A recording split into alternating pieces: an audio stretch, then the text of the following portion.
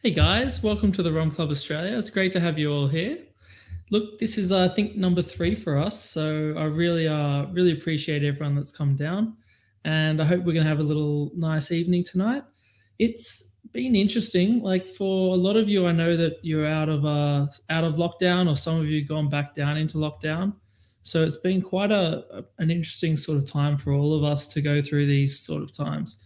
And honestly, like here in Sydney myself, like it really is every day we consider how we want to come out of this, and the fact that we all want to catch up again and do these in-person rum clubs. And I really do want to say that it means a lot that we can all get together like this. And I hope that we can keep doing this. For some of us, it's actually a way of connecting interstate as well. I know that we've got the guys here from I've got a few messages coming through already, and we've got the guys here from Hobart Rum Club, as well as the team from Fitzroy Rum Club and the Rum Diary team as a whole. So it's great to bring the clubs together for these sort of in-person events, and it does actually make it a lot of fun, and we get to catch up and have a chat and talk about some of the things that we're really passionate about in rum. Some of you know a lot about rum already, and this is a great opportunity to speak to some of the distillers and heads of it all. Whereas others, this is their first time, and they just want to learn something about their favorite spirit. Maybe they're whiskey drinkers, and we're trying to convert them. This is definitely the place for converting whiskey drinkers. So, and I see we've got a couple of people joining us already. So we've got Emma there from Frankie's and Chow. Good to see you there, guys. And guys, so everyone knows who's new to this, if you are watching on Facebook or if you're watching on YouTube, feel free at any point to write in some comments, and we'll endeavor to answer any questions you have, or if there's any subject you want us to cover off. I mean, we only get to have these people on the panel very rarely, so it really does give us an opportunity to speak to them and see what their thoughts are on any subject matter you feel like. Keep it clean, but we really do want to ask these guys anything that you guys feel like you want to hear about. Hey, Callum, good to see you, buddy. Now, also, just so you know as well, we're going to have a little Zoom call after this as well, just to catch up and have a chat for anyone that still wants to talk about a few more things. And please feel free to stick around. We'll post that up here on the screen, as well as in the Facebook group and on YouTube, just so that you can always get your handle on it. I've got Drink Melbourne on the line as well there. I guess I'll be honest with you, I've just been having a bit of wine before I drink rum. If you haven't had rum and red wine together, then you really should give it a go. It's a lot of fun. Now, first up, I'm just going to introduce a couple of speakers as well. So we're going to be talking about rums at sea today. And so with that, we wanted to talk about Navy rum. And we just passed Black Top Day as well, and it really was an interesting time to consider what Navy rum has meant in the past, as well as what it means in the future. So with that, we've got a couple of international speakers who will be on. We've got Paul McFadden, that's going to come in as a video that we shot at 1:30 this morning, and we've got a few others here today as well. So first up, we've got Mitch Wilson there. How you doing, Mitch? Hello, good. How are you, Tom? I'm great, brother. It's good to see you again. Yes, yeah. Look at that shirt as well. These are our new black top tropical shirts that will be winging their way to you guys soon. Amazing, buddy. It's always good to see Mitch. I think a lot of you already know Mitch from Sydney days. We'll be definitely asking him a few questions as well about it. And we've got Steve. Steve, are you... here he comes. There he is. Evening. Good morning, Mitch. Hey, Steve. How you doing?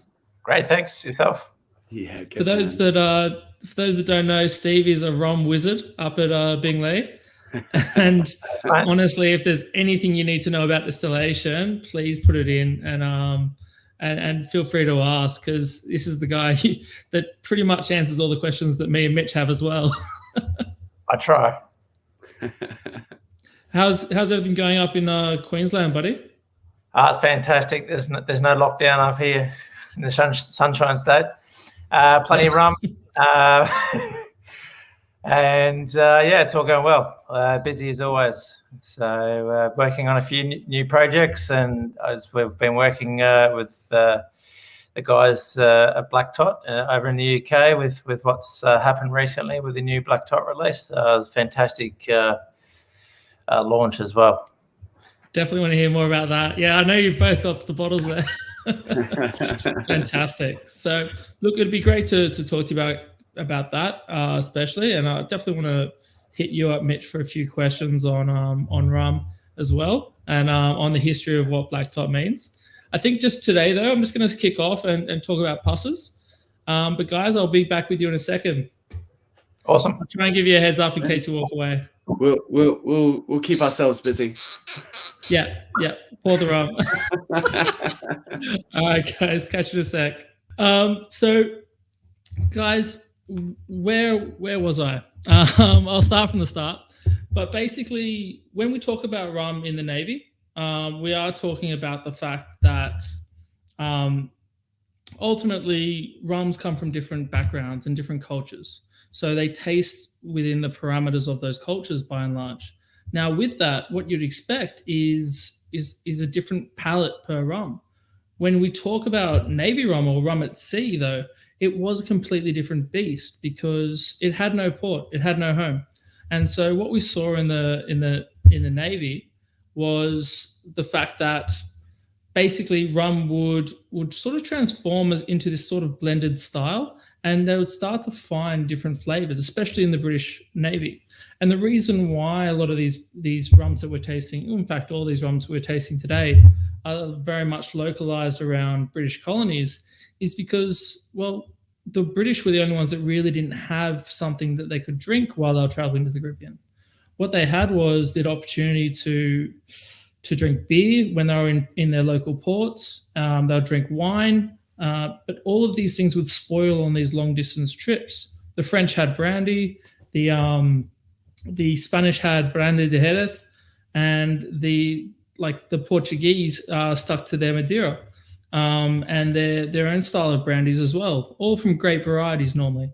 But the British didn't have that. And let's face it, they weren't on the best terms with these other people when they entered the Caribbean. So the British really identified themselves around rum as a result. And I definitely want to hear Mitch's story about how the tot started within the Navy. But we're going to start today with the first British rum that I ever got introduced to, and that was Pusses. So I hope you've all got it there. So Pusses is right there. And guys, I've started wax sealing. So and that's just because obviously with the transit and the trips, I really wanted to make sure that you guys got it all nice and safe and didn't lose a drop. It does, however, make it a little bit harder to open. Okay, so it's very pretty, but I just want to make sure that everyone understands how to open it. So if you've got a wine knife, nice and safe. Now, the funny fact is, I'm pretty sure that everyone in the more from the consumer side has a wine knife, and I'm pretty sure every bartender's lost theirs. So hopefully you do have one handy. If not, and you're a bartender, then you'll definitely have to let us know and and find another way. But just at the bottom there, just hit it.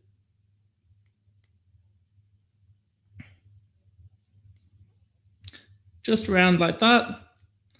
And you just want to basically get to the glass. So not on the cap, just below, around there. And then it should just nicely twist off for you.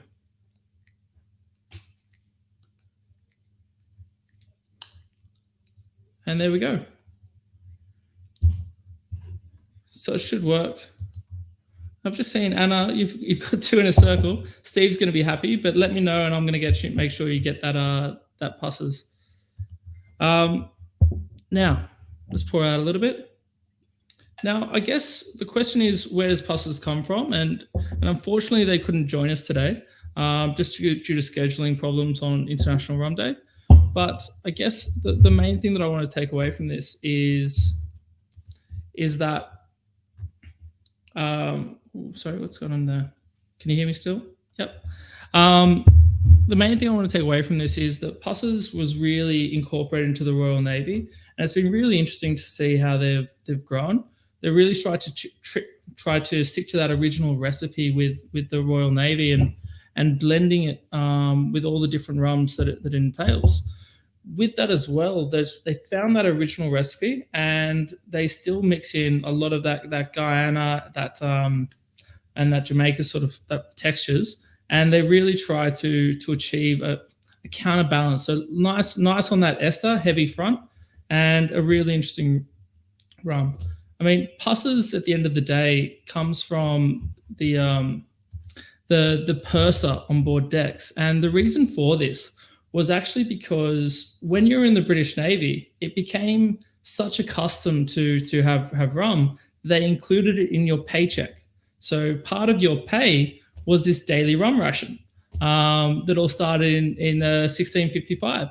And basically what that meant was every sailor was entitled to their rum. And the purser, who was the person who was in charge of your pay, was always the person that would give that to you. So it became quite an identifiable individual, the purser. And in a lot of ways, it was seen as not a great guy either. There was always this, just like any other paycheck, but in the 16th century, it became really about the fact that the purser would sometimes water down the rum ration. They would dilute it. They would sell it. It was a dicey time, but as such, the purser became known as the pusser, and it stuck around even for a much longer time. But this was definitely an identifiable sort of trade in the British Navy, and it's an amazing opportunity that the brand actually brought this rum back with those original blends.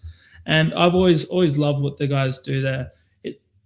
I think that part of what I love as well is the fact that as an organization, they still give back to the Royal Navy, and they still have many charities that they donate to and coordinate with. So it really is a fantastic thing that they do there. Now, first up, I'll say have a little nose first and realize that it is a stronger style of rum. End of the day, this is sitting in your mid 40%, and it's a little bit Esther heavy as well. So a little away from the nose.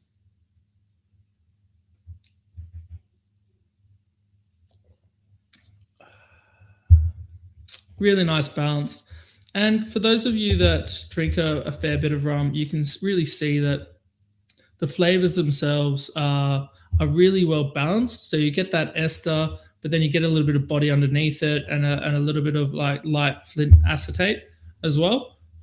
Fantastic style. Is there any questions that you guys might have about it? Please write it in. But it's, again, fantastic to see this sort of style sort of identify. And I guess part of the reason why these blends really existed was because of that difficulty in port, and making sure that the rum wouldn't spoil while you traveled, but also because you could really get that integrated flavor. So I think definitely want Mitch to talk to us a little bit further about that. But really, this is sort of where these styles go. It's all about where you blend the rum from, and I guess a little bit of personality from every island. Mitch, would I be right there? Tom, are you ever wrong about rum? Maybe after about 10, yeah. Absolutely. So, sorry, what was your question? Do you find personality in the different blends of rums that go into these? Absolutely. I mean, I guess the Navy style in general is it's an interesting one to look at, because the blend style and what came across differed from year to year. It wasn't like there was ever just one set recipe and that was it. Over the years, it would have changed, it would have evolved, it would have, depended largely upon what they had available to them at the time. So if there was a war, if there was a battle, or if there was a shortage, or if a distillery closed down, you had to change the blend. You had to pull something else out. So, for example, we've got So we've got these flagons of rum, which are like 1 gallon, 4.5 litre stone jars of rum that were sealed and capsuled. I'll show some pictures in a little bit for people as well. And we've got some from 1954, and we've got some from 1970 after Black Tot Day, and they're 2 completely different rums. And the ones from 54 are super, super Jamaican heavy. Which was unusual for Navy rum because they actually cut Jamaica from the blend at the end of the 1800s. The sailors didn't like it. It was too funky. It's too intense. Nowadays, they'd be like, throw some more Ray in there. But that wasn't the case. But after World War II, there was a shortage. So they put a load of Jamaican rum into the blend. So it's very, very funky in those years. And then by 1970, it balances out again. You get much more Guyana heavy, much richer rum back into the Navy blend. So absolutely. I mean, like, as for anyone who's watching, if you're starting off your rum journey, or if you're a fair way down the line, every country, every island has its own personality, its own flavor, its own style, its own sort of fingerprint. And depending on which ones you put together, you're going to end up with a very different blend at the end. Yeah, I think one of the most interesting stories I heard was that the British Royal Navy, in fact, used to have these giant rooms that were fundamentally vats, and each room had a different vat in it, and the vats were actually connected. So it made almost a maze of flavor that they would just add to the top and then pull from the bottom. Like, the rum would always be interconnected and interflavored, and I guess it's a great way to get consistency down.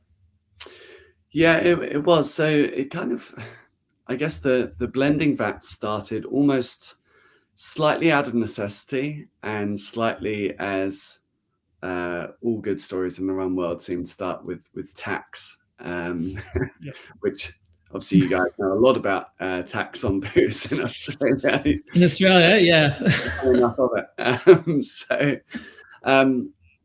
So if we go back right to the start of the Navy rum ration being handed out and where this all began. So you hear a lot of these stories of like 1655 being the start of the ration. That's the first recorded time we have of rum being given out to the fleet, and it was after the Battle of Jamaica. So the British fought the Spanish, who were already on Jamaica. When they bombarded it, they were actually trying to get Hispaniola before. They failed, so they went for Jamaica instead. Pretty dismal, yeah. So they went up there, bombarded Jamaica, got Jamaica from the Spanish, and then the record says 1655 they gave out this tot of rum to the fleet as a reward. And we don't see any official records of like this daily tot until 1731, which is when the Navy, after about 200 years, the Navy went, maybe we should have some kind of code of conduct, some kind of rule book, because at the moment, if you sail with Captain Tom, you might get, a barrel of rum a day. It's a loose trip. If you're traveling with Captain Paul Chartreuse, you might get 2 barrels, and all of this kind of stuff going on. So in 1731, they write down this Navy code, and that's where they say every sailor is entitled every day to either 8 pints of beer per day or half a pint of overproof spirits. Right? Yeah. Now, I really want to stipulate, guys, by modern day spirits, especially in Australia, probably 38%, you're probably looking at about a bottle of rum there. Like, that's pretty close to a modern day entire bottle of rum. Yeah. It's like, I think we've got Inner Circle coming up later. Like, imagine, half a bottle of Black Dot before you go sail a ship. It's going to be a wild time. So they very quickly halved it. They halved it again. And then 1740 is where you have Admiral Edward Vernon come in wearing his grog and waterproof coat. So the sailors who had a nickname for everything called him Old Grog.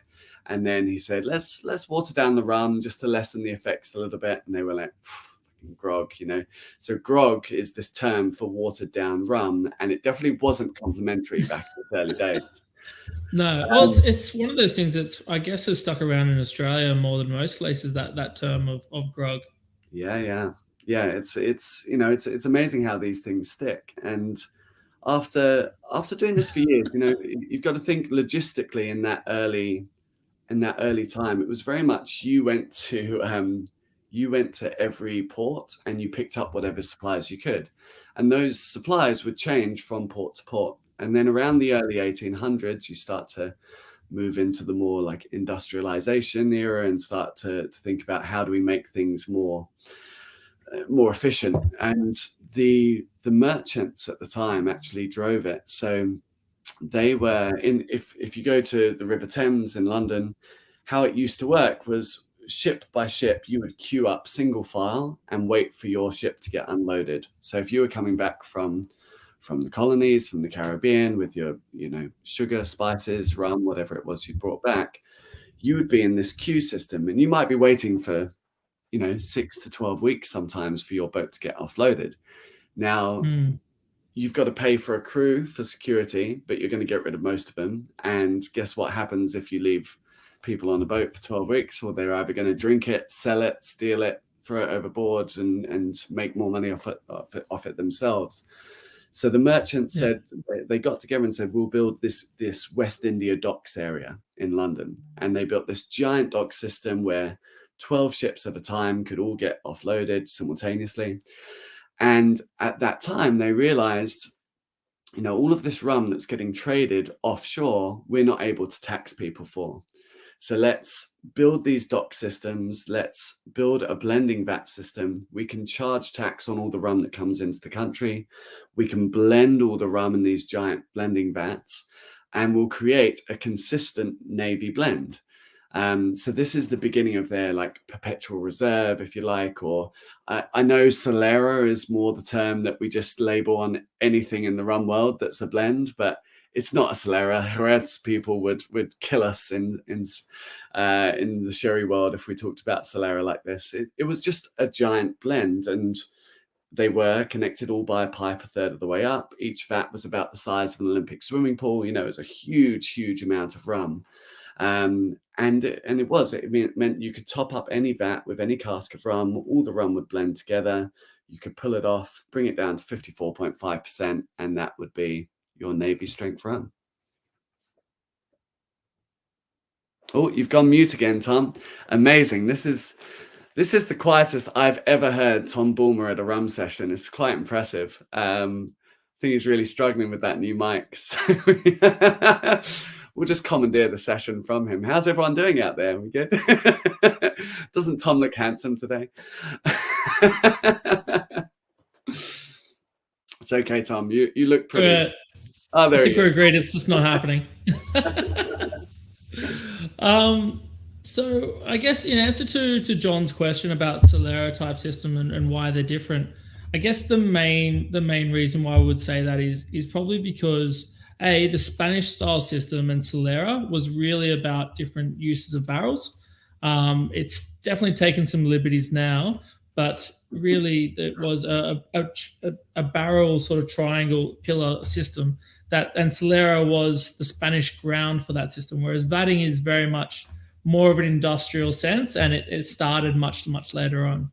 Sounds less sexy, doesn't it? Do you want to run from my Solera system or from my vats? Well, it's interesting. Like, would you say in a way, and I've definitely felt this myself, that for the English styles of rum, when we're using English terms in rum, they often get a lack of appreciation because they generally, for a whiskey drinker, mean something of a lower quality. In what terms? In terms of just how like we talk when we say vatted rum, like it's like, oh no, I've heard of vatted, like vatted whiskey. That's never the best whiskey, sort of thing. Yeah. So it really does strike me as interesting for some of those terms and some of the terms, and for English rum especially, and how it translates. I think this is a bigger conversation with the whole rum world right now. You know, how we categorize rum, how we talk about rum, how we premiumize rum. You know, there's all these different categorization systems happening at the moment as people try to figure out, you know, the best way to premiumize rum and how to put it on the same shelf and the same level as your whiskeys, your cognacs, things like this. But, you know, for me, and part of what we're trying to do with Black Tot as a blend as well, you've got to talk about the provenance. You've got to talk about the individual places, because whenever we talk about rum, this is an umbrella term. Rum is a term for all of the rums around the world. And you have this whole like, oh, rum has no rules. Well, whiskey has no rules. Yeah, definitely. Whiskey is a term. Whiskey is an umbrella term. Do they have the same rules for bourbon as they do for Scotch whiskey and Irish whiskey and now Japanese whiskey and all these other? No, of course not. Scotch has rules, Irish has rules, bourbon has rules. Every individual place has rules, which is very, very similar to the rum world. We just have to be more specific about it. And for me, like where we lose this premium side when we talk about blends and vatting rums together and doing all this stuff, like anyone who loves whiskey and really is into it knows that you've probably gone through the stage of being like, you probably drank cheap blends and then you went up to single malts and then you went, oh, actually a blend can be really good if it's good ingredients and if it's good whiskeys going together, and a good blend can be absolutely fantastic. And I think the same is true with rum. You've got to use good ingredients. I think we have to move past this idea of secret recipes and we found this recipe on the scroll in the treasure chests guarded by mermaids and all this bullshit. Like we've got to talk about what's actually in our rum, because that's how we get people to appreciate it. Yeah.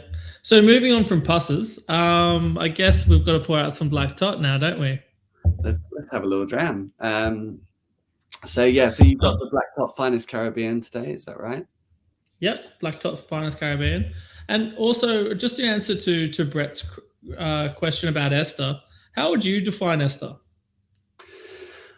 Okay, so Esther's is a buzzword at the moment, and it's kind of become like the whiskey.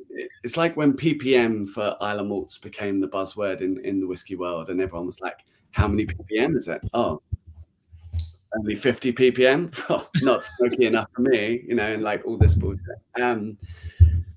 Esther's has become this sort of buzzword, because as soon as you put a number on anything in the spirits world, that's all that we talk about. So what is an Esther? Esters are, you're all familiar with esters, even if you haven't come across the term before. Esters are given off naturally in nature, and it's wherever you see sugars that are fermentable start to turn that process into becoming alcohol. So if you've ever had, if you've ever seen a banana where it goes from green to yellow to black spots to black to banana bread in Australia, that smell that banana is giving off as it starts to get to that, and it almost starts to ferment at the end, that is an ester being given off. What is it scientifically? It's whenever you take an acid molecule plus an alcohol molecule, you put them together and they have a little ester baby, okay? And that ester baby is the smell. When you smell a rum and you go, I'm getting, banana notes, or I'm getting pineapple notes, or I'm getting strawberry notes, that's an ester that gives that smell. Whiskey people have it as well. If you're a whiskey person and you like fruity whiskeys, what you're saying is you like whiskeys with esters. It's the esters that give off these fruit smells. I think as well, I guess for the Australian audience, I would definitely say that like you don't have to love Esther, and Esther is definitely become one of those things that everyone says, oh, but how much Esther is in it? And as Mitch said, sometimes way too far. But if you really want to taste what just Esther and Esther alone tastes like, Bundaberg's definitely something you can indulge on that in. Bundaberg is definitely one of those heavy ester rums straight off the still, and it definitely, if you want a different flavor, if you like a more poetic sort of mixture, like maybe like a Barbados, maybe like something like a Spanish, which is a little bit sweeter or a little bit more aromatic. But esters are definitely the beasts, I guess, of the rum world. Yeah, and you see, obviously Jamaica is famous for it, and we see the marks of Jamaica. There's a lot of great information. If you want to learn more about esters, because it can be a really big, huge, confusing topic, I really recommend cocktailwonk.com. Matt Petrex there has done huge deep dives into esters, and he's just very good at explaining it from, if you're coming from zero, take you right the way up to knowing everything you need to know. So yeah. And I guess, in finding that balance with when you guys are making black tot between ester and between like other flavors, like those Guyanese flavors, what do you find that you guys really go for? I guess the luxury we have as blenders is we can sort of go for, well, we can go for anything we want, really. This is one of the luxuries in the rum world, is that we can blend different countries together. And in rum, we don't even bat an eyelid. We don't. If I say, this finest Caribbean that you're having now is a blend of Barbados, Guyana, and Jamaica, no one here thinks twice about that, because we have a precedent for it in rum. We've blended rum together since the Navy blend. We think of it in bartender terms as Trader Vic and Don the Beachcomber blending 3, 4, 5 different rums together. But that was from the 1930s and 40s. The Navy were blending rum for another 100 years before that. You've got E.A. Shear in Amsterdam that was blending rum from the 1700s with and Iraqs and all this kind of stuff. So there's a huge precedent for it.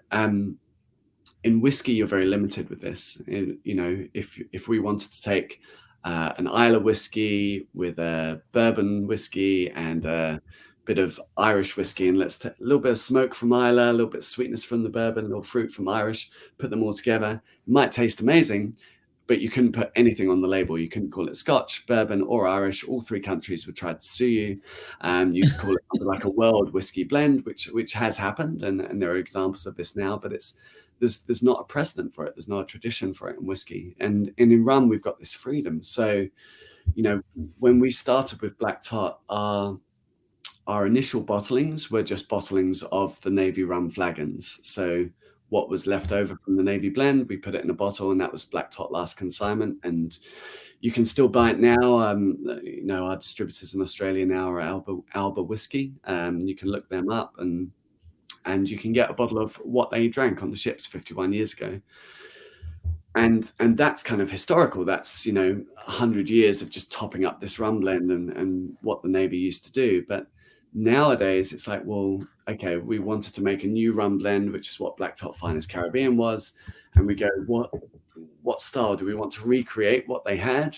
And it's like, well, it's very hard to do. We can't really do it because they topped up their blend for 100 years. There's so many layers of flavor in there that kind of anything that we did along these lines would just be a cheap imitation. So it's like, rather than recreate something, let's create something new. Let's almost reboot the blend ourselves and start from scratch. So our blender, Oliver Chilton, is very much flavor forward.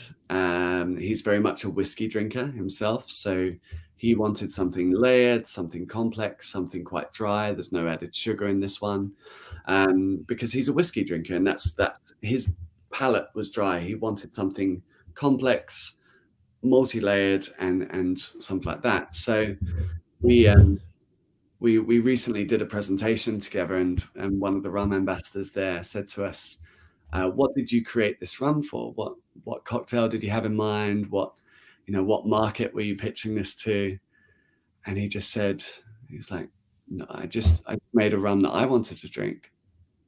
And he was like, "Well, that's not how it works." He's like, "Well, that's how we do it." And he's like, "Well, one day you'll have to change that process." And he says, "And that's the day I'll quit."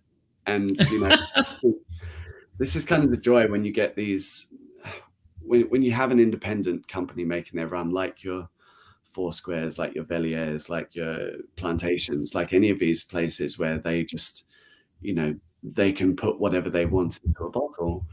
You tend to get more exciting things as a whole, and I think it's interesting to see what we came out with. So what style were we going for? What flavor were we aiming for?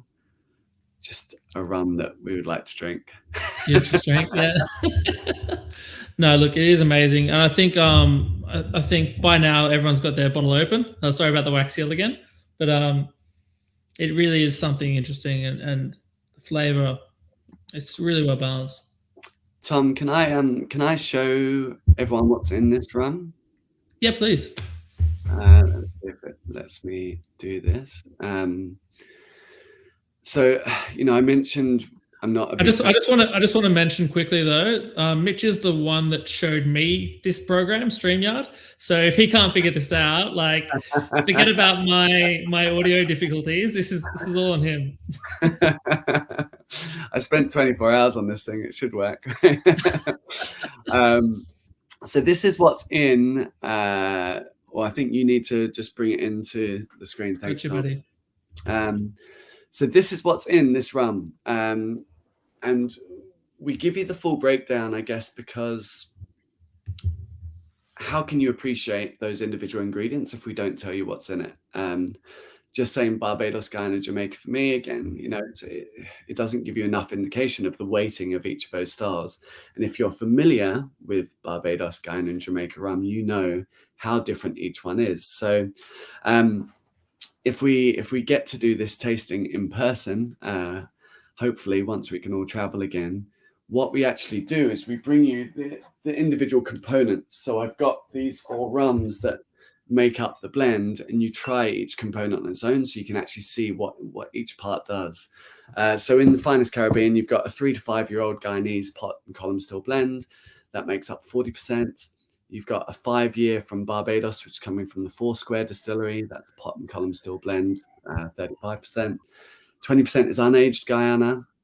Both the Guyanas, by the way, all come from the same distillery because there's only one distillery left in Guyana, which is the Diamond Distillery there.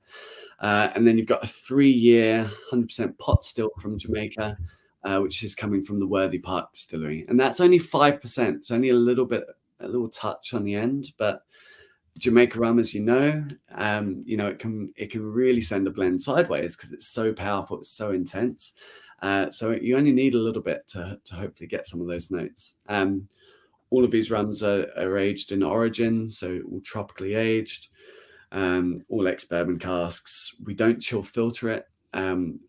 Again, chill filtration is something probably less talked about in the rum world, but in the whiskey world, you'll be very familiar with that. Essentially, whenever you distill something, you get these fusel oils which come through the distillation process, and they're the parts which give you texture. So when you taste a spirit and it stays on your tongue, you've got that mouthfeel and it feels rich and it feels heavy. That's generally because it hasn't been chill filtered. When you chill filter something, you take those oils out, which is good if the spirit is under 46%. Sometimes you may have had a bottle and it gets cold and you get these little flecks in there, and it's called flocculation, and that's solidified fusel oils in the rum.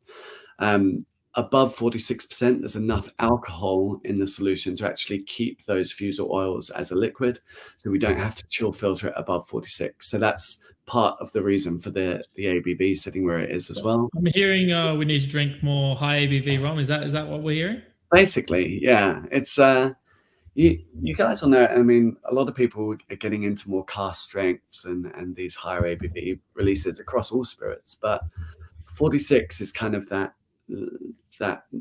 barometer, I guess, that little mark point at which anything above that, chances are the producer may choose to not chill filter it, and that's where you're going to get all that texture and that feel. So it's, there's more to it than just higher alcohol and higher ABV. You actually get a different dimension to your spirit as well. So it's, it is worth building up to that point. Obviously, just increases the tax slightly as well. Which is, I'll be honest with a lot of the people that aren't aware in Australia, that's you'll see spirits that arrive here at lower ABVs simply because of the tax in Australia. Whereas in the Caribbean, they'll be like 46, 43 to 46%. In Australia, it could be 38 to 40%, which honestly does just taste like a diluted product at the end of the day. So it's it's a shame. Yeah, it's you've got to and it comes down to ultimately everything that comes into Australia and what we've been working on, even with Black Tartan and building a new brand over there. We can only do it if people ask for it. You know, if you go to a bottle shop or you go to a bar and they don't have the rum you want to drink, ask them for it. And not because you want to be a dick, but just because unless they know there's a demand for those kind of products or those higher ABV products, why would they ever stock them? You know, and the best thing, if you want a better rum selection in the places you're shopping from or drinking at, you've got to ask. You've got to let them know that if they stock it, you'll come in and drink it for them. You know, and that's how we start the ball rolling. Yeah, I think for me, one of the things, and one of the entryways for me for overproof rum was getting people to drink daiquiris with it. And you know, there's nothing saying you have to have a full 2-shot daiquiri. You could just do 1 shot with an overproof for an intense daiquiri. I know that you and I have had this conversation like 10 times. But honestly, like overproof daiquiris, single shot daiquiris, you know, it's probably going to cost you the same amount as a regular daiquiri, if not a little bit less. But and you're going to get that full flavor and full texture. just a little splash of agricole in my daiquiris, please. That's you. Yeah, definitely. Now, looking at ABVs as well, you guys went with 46, I think 46 point something, 46.2. Yeah. Do you feel that's the measure of where Navy rum is? Obviously, the next 2 rums that we're tasting are very high ABV rums, whereas the first 2 are in those mid 40s. Can you explain that decision to us outside of taxation? Yeah, it's a couple of things, I guess. So we've got in our range, we've got the Black Tot Last Consignment, which is 54.3%. Basically, because when the Navy put it into the flagons, it would have been 54.5. It lost 0.2 over 50 years. And we thought it was interesting to actually put it on the bottle so you could see how well the flagons had preserved that rum, because if they put it in a barrel, you would have lost most of that ABV over the course of those 40, 50 years. Yeah. We had Last Consignment. Now, Last Consignment has a couple of things. It's very expensive, and it is expensive for a rum, you know. If it was a whiskey, you'd probably add another couple of zeros on the end of it. But because it's a rum, you know, over here in the UK, it's about £750 a bottle. And amazing, if you're able to afford it, it's fantastic, and it is tasting a bit of history. But we wanted a rum that, to be honest, that bars could use, that someone could make a cocktail with, that if you wanted a blended rum on your bar, that you could throw at a cocktail. You know, what did you do with that? And 54.5 is awesome, and historically that's the accurate level for Navy strength. And with, you know, the rums we're releasing every Black Tot Day, like the Master Blenders Reserve, which I'm sure we'll talk about with Steve and bring into Bean Lee, they're all at 54.5. So that's available if you want it. Finest Caribbean, this one that you're drinking now, is very much designed to be your cocktail rum, your everyday sipper, you know. And yeah, absolutely, ABV does play an impact. If we made it 54.5, it would cost, I don't know, another $100 over there or something. Yeah, at least. Well, I think I do think it's important to do both, and it is interesting the Black Tot took that time to really find a balance between 40 and a higher ABV. I definitely think that, you know, as a cocktail bartender yourself, and for me as well, you can always add more dilution. You can't take away. So, you know, if you start with that enough of that intensity and flavor, then if it's too intense, you can always pull that back a little bit or balance that out. But if it starts wet, there's nothing you can do with that rum. Yeah. So really interesting. And guys, I just want to say, if there's any questions for Mitch, please feel free to ask anything. I think we've just got Dylan here. It's just mentioned that he gets a little bit of caramel note from it. Yeah. I think 100% it's delicious. Do you feel that obviously there's a color separation between the pusses and the Black Tot as well? Mm-hmm. Some of that would be a caramel coloring. Some of it's going to be a little bit of oak intensity. What's your opinion on the idea of caramels in rums? Well, that's a big question. We can. Well, it can be light. It can be light. Where to begin? So I guess there's different levels to it, right? There's different aspects to this question. One is caramel coloring, E150A, which pretty much almost every spirit around the world will have that to some degree. If they don't, they'll tell you about it. Okay, it's like people who don't add colorings or sugars to their rums. They're like the vegans of the rum world, right? They're like, that's the first thing they'll tell you. We don't add this in. So you have caramel coloring, and look, it's pretty accepted. You add a drop of this E150A and it makes everything the same color from batch to batch. Cool, whatever. There's big arguments whether it adds any flavor or if it's, you know, being disingenuous or whatever. And you know, you could argue to a certain extent, but you know, sometimes you see the color of, you know, 20, 30-year-old whiskeys even, and they look really pale, and people go, oh, well, it's probably not as expensive or as valuable as this darker whiskey. And so it does play a part in perception. So you have that aspect on one side. Then you have Guyana as a whole, which is sort of famously in blending terms used to be able to order rum by the color from Guyana.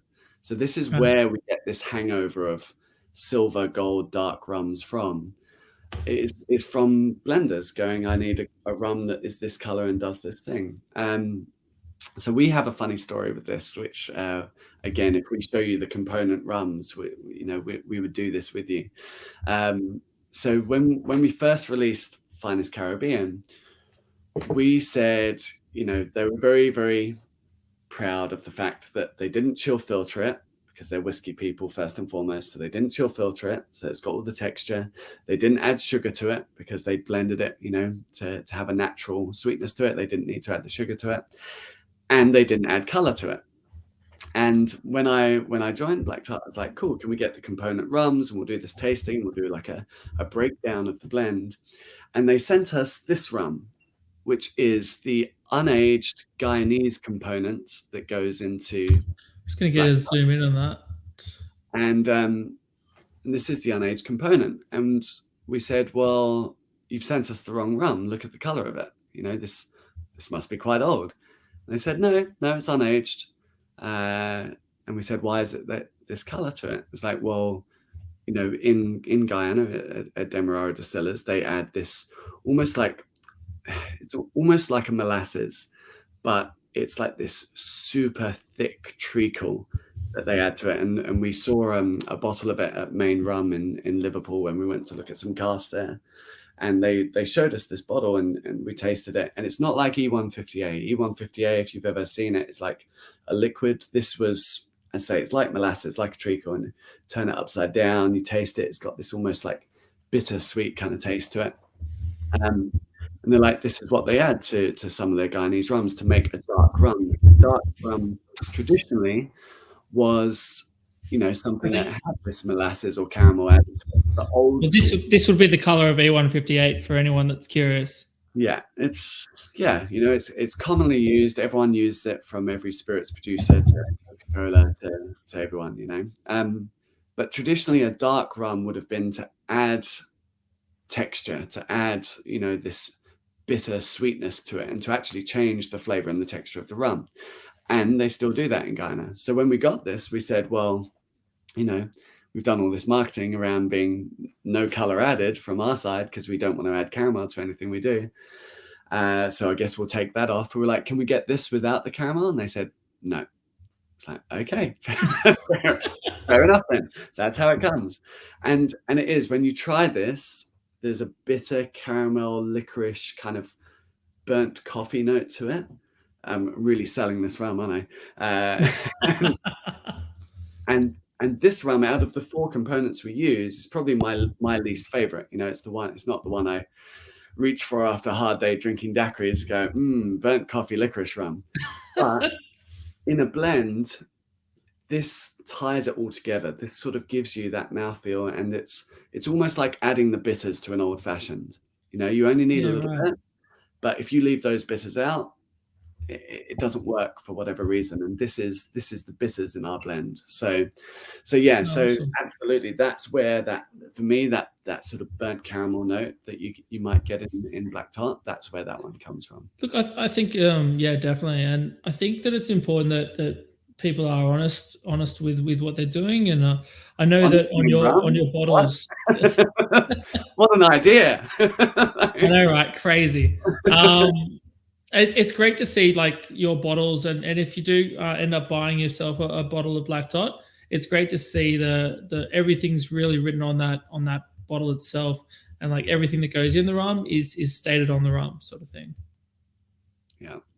So a question here from Andrew: do Master Blenders Reserve and 50th anniversary follow similar profiles? No, is the short answer. And they don't even follow similar profiles from each other. So this is, I guess, to sort of give you an introduction to this, and for those of you who are in Australia who've been like chasing it for the 50th anniversary, it just takes a long time to get there. I think it is there now. It's only about a year late, but you know, talk about rum at sea. Canals, Brexit, we've had a few things going on here. So yeah, but Alba Whiskey do have it over there, and there should still be some bottles hopefully for you. I'm going to show you the two back labels. So the 50th anniversary, I know back labels, ooh, sexy, but actually no. So the 50th anniversary, we sort of kept almost quite a traditional navy profile, I would say, in terms of it was very, very Guyana heavy. So if you look at this is the back label, the 50th anniversary. I'm very, very proud of it because to my knowledge, it's the first time you've actually got a full blend breakdown on a blended rum like this. So you've got country of origin, distillery, the mark of rum if we have it. Thanks, Alex. I will try. Whether the distillery is still operating or not, the type of still, the tropical versus continental aging breakdown, because where your rum grows up is very, very important, and the actual blend percentage of each component. So, you know, and this was a ridiculous blend of rum. We put in obviously rum from Demerara Distillers, Foursquare, Hampton, some Port Morant, some Caroni, some of the flagons from the original Navy Rum Blend. We had a 42-year-old Port Morant from the Iflet Distillery down there. Put a little bit of that in, which is just ridiculous again. So this is what we did with the 50th anniversary last year. And when we made this one, we made 5,000 bottles. And because of the rarity of some of these components, like the 23-year-old Caroni, like the 42-year-old Port Morant and the flagons, normally what would happen is our blender would go to the blending hall, which is here up in Scotland. And that's where we blend and bottle all our rum here. He'll go up there, he'll oversee everything that's going on and make sure that they just put the right amounts of everything in. Because when you're working with very rare spirits, if there was an accident, you know, that would be very expensive and potentially very bad if you couldn't get any more of it. But because of coronavirus, because of the pandemic here, we couldn't travel, we couldn't go anywhere. So we sent this spec list to the blending hall and told them how much to put in. And then they sent back the sample of it. And we smelt it and we were like, it just smells of Jamaica. And then we tasted it and we're like, it just tastes of Jamaica. We're like, just checking that cask of High Esther, Hampton, super funky, would completely send the blend sideways if you put too much in. You did just put a third of the barrel in, right? And they're like, no, we put the whole barrel in. And you had two other barrels here. So we put all three in. You said three, right? We're like, a third. And so then this is a month before Black Top Day, right? So then begins this mad scramble going around trying to get more casks of rum. Luckily, we had more of the Caroni, the flagons, the 42-year-old ourselves. Some of the other casks we'd got from Main Rum here in Liverpool, which is like the big blending warehouse, big single cask warehouse here in the UK. If anyone's ever watched Peaky Blinders and you've seen Alfie in the rum cellars, that's filmed at Main Rum. That's actually the location they filmed all of that on site. So we spoke to Maine. We're like, do you have any more casks? And luckily they said, we've got a couple more of them, but they've already been promised out to other people. And they said, if they don't pay on time, you can have the casks. And luckily it's the rum world, so no one pays anything on time. So we got these extra casks. Crazy. We basically balanced out this blend, and we ended up with an extra third of the 50th anniversary on top of our 5,000 bottles. Now, since I started with Black Top, my first question was like, could we recreate Perpetual blend where the Navy used to have the vats and top it up and leave a third behind and top it up with new casks every year and have these open top blending vats and, Olympic size swimming pool? And they were like, no, of course not. That's ridiculous. You could never do that today. Like they caught fire twice. They're very dangerous. It would be just bombs of open top rum. And, but I get this phone call. What a fire though, right? What a fire. I mean, throw a pineapple in that. The first fire they had in the London docks with that, it took them a week to put out the fire, because every time they sent in the fire brigade, this was like late 1800s, early 1900s, the fire brigade would just get drunk off the fumes every time. They had to keep switching out the men. It took them a week to put this fire out. Anyway, I don't know. So we end up with a third extra rum. I get this phone call saying, okay, so you wanted to do that Perpetual blend and top up this rum. It's like, well, we're going to start doing that. So we took the third extra from the 50th anniversary, and that became the base for this year's blend, which is the Master Blenders Reserve. So this is the start of our Perpetual blend, if you like. It's not a Solera. It's an infinity blend, if you like it, or anything like that. Perpetual blend definitely sounds good. But yeah, we stole it from the Champagne guys. They have a Perpetual reserve of wine, which they keep topping up. So we just thought we'd piss off the Champagne people instead of the Sherry people. But it's a more accurate. Going for the French again, aren't we? Yeah. And this is the next iteration. Has that come up? No, that's not the. Hold on, let me try and bring up this new blend for you as well again, because I should also mention, guys, just if you are interested in buying it, I know Mitch said Alba whiskey. That's probably more. Is that for customers as well, or just for licensed menus? So that's more for the bars, for all the thirsty bartenders out there.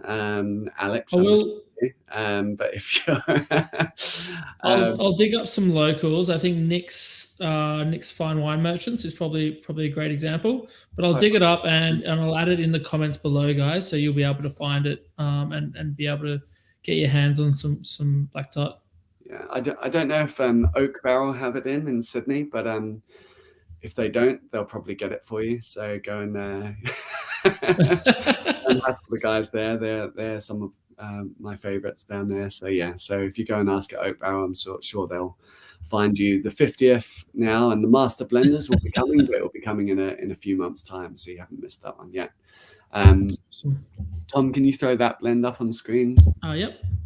Quickly. So this is the Master Blenders. This is this year's release.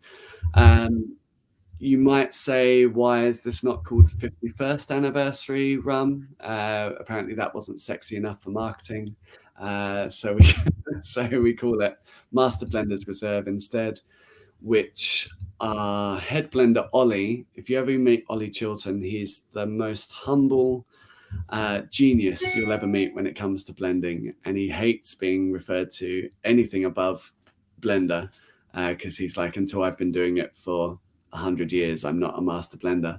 So he was quite upset when the marketing team and Sukhinder here turned around and said it's going to be called Master Blenders Reserve. But we're now leaning into it. So every time you speak to him or see him or speak to him on email, please refer to him as the Master Blender and wind up because love that. But we'll do that on the next one.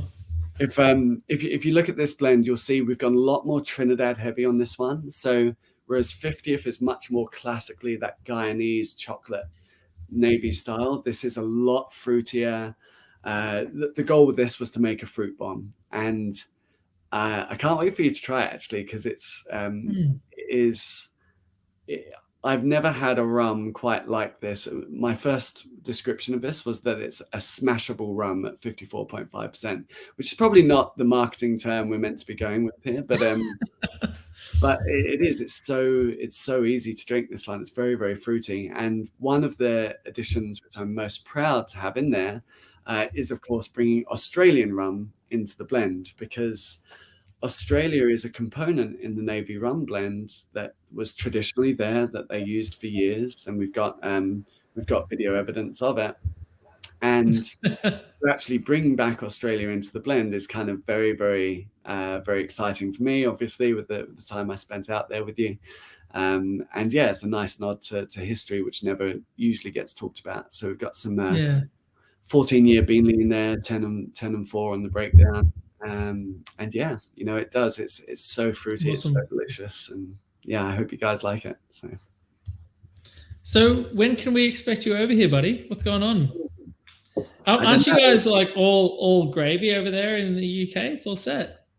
So we've, I think the term is, we've leaned into COVID now. We've sort of hit, which is an interesting tactic. We're not sure if it's going to pay off.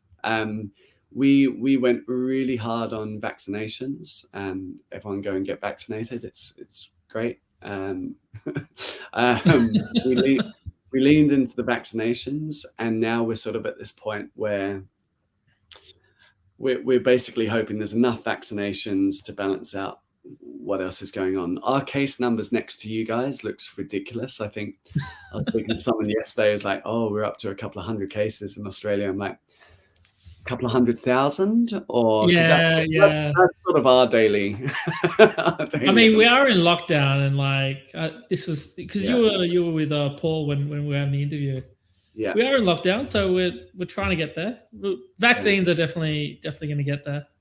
Yeah, it's like, I mean, fingers crossed, and again, just big love to everyone out there who's been trying to make it through this last year, especially all the bars. And I know Chow and Burrow Bar guys have been doing wonderful things with meal drops for hospo out there, and so many people in the industry have been pulling together to help each other out. So yeah, we can't wait to get out there and say hello, and hey Simon, I miss you too, man.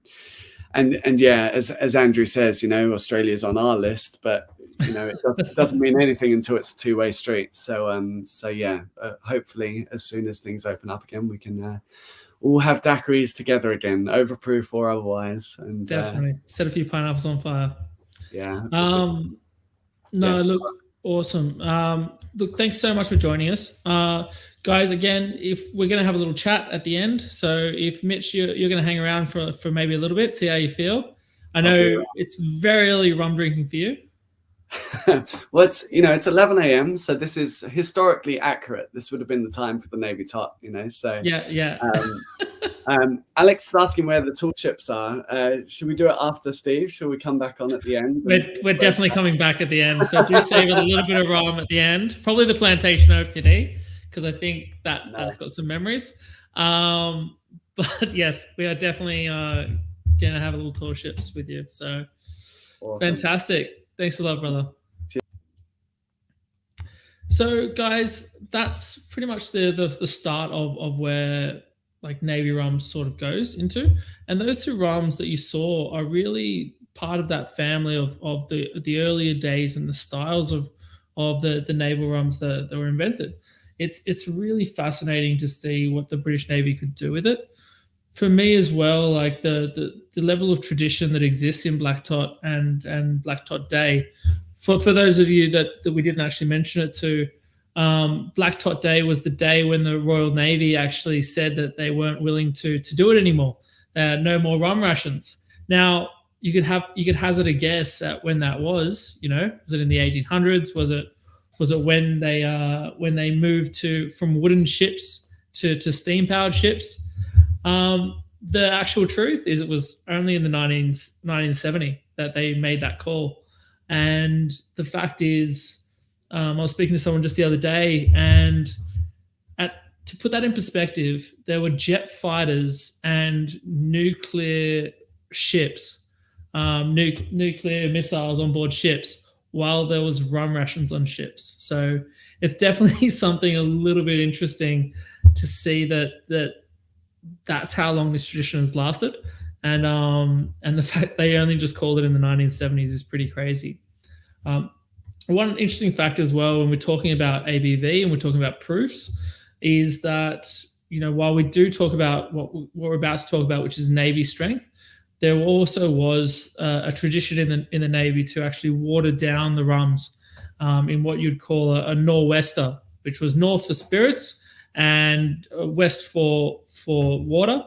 And basically, this was a single dilution of the rum down to 50%, or the west by northwest, which was an even further dilution. So in terms of how sailors drank rum, it was definitely, at the start at least, very intense and very strong. But there always was that dilution down as time went on. Every sailor got every daily tot of rum that they deserved. But ultimately, they did start diluting it on board and ship decks and things like that as well. So really interesting and fascinating stuff. We'll be putting a few links in there as well, so you can look at that white dark debate as well. But for my next guest, Steve is probably the best person to ask about these sorts of distillation questions, being up at Bingley for such a long time, and honestly, it's great to grab Steve whenever we can get the opportunity to talk to him about distillation, because me and Mitch, we're great at tasting rum, we're great at making rum cocktails and definitely finding the right blend that we love. But if we're talking about actually making rum, Steve is definitely the guy that you want to be speaking to. So Steve, it's great to have you here, buddy. Evening, everybody. Welcome. Hey, talk to us a little bit about what your sort of background is with distillation and with Bingley. Sure. Before I get started, I just wanted to just highlight to everybody, I do have the new 2021 Master's Blend that I'm enjoying tonight, and that's got the Bingley component in it. And so, yeah, really looking forward to Mitch and Elba Whiskey getting that allocation out here to get it to everybody in Australia, because it is just fantastic juice. Yeah. So just a bit of my background as the group distiller or distillery manager for both Bingley Rum Distillery, but also 23rd Street Distillery over in South Australia. They're both owned by the Bickford's Group. I think most people are familiar with Bickford's Cordials in Australia. It's the same company.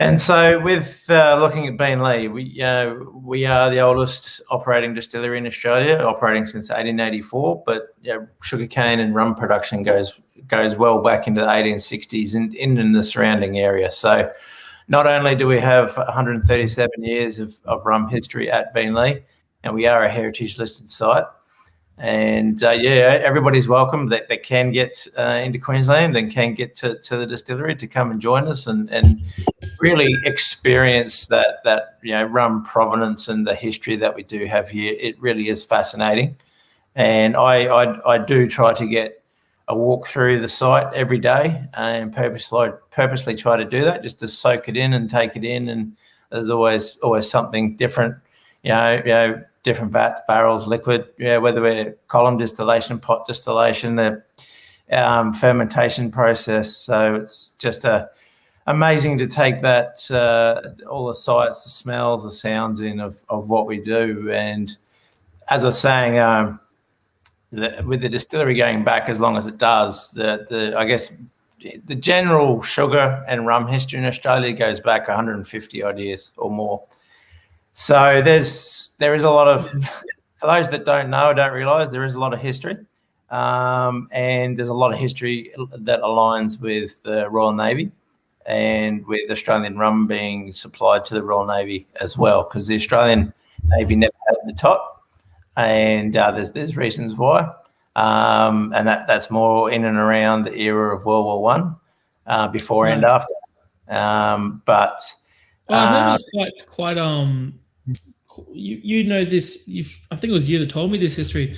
But even during the Pacific War, it was quite an industrial sort of process. Yes. So when we look at the Royal Navy tot or supplying rum, all three major distilleries were that was Beenleigh, that was Bundaberg, and it was CSR Piermont. All the three major operations, and they were all contracted at various times to the Royal Navy, obviously not to the Australian Navy. Now, there was definitely supply during World War One and those contracts, and we see that through some of the really early, I guess, genesis or evolution of Beenleigh branding.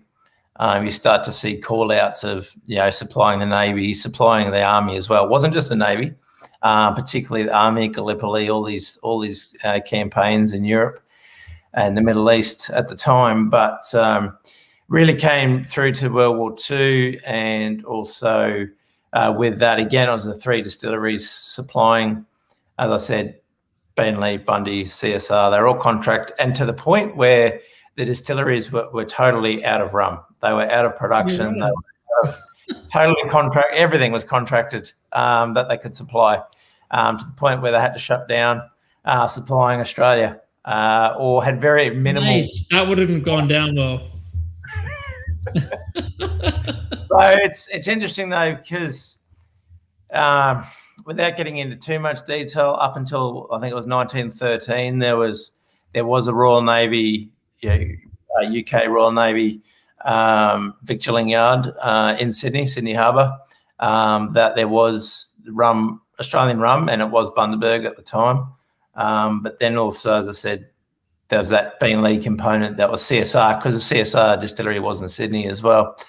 So there was rum vats and rum barrels stored in and supplied to the Royal Navy out of Sydney Harbour. I've got some photos and archives information I've seen of two 10,000 gallon vats. So that's two 40-odd thousand litre vats.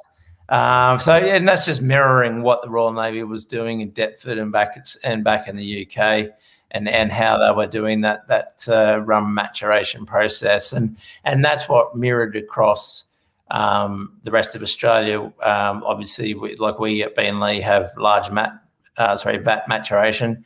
Bundaberg's well known for it, and CSR was doing it as well. So then there's that evolution of what is an Australian rum taste profile.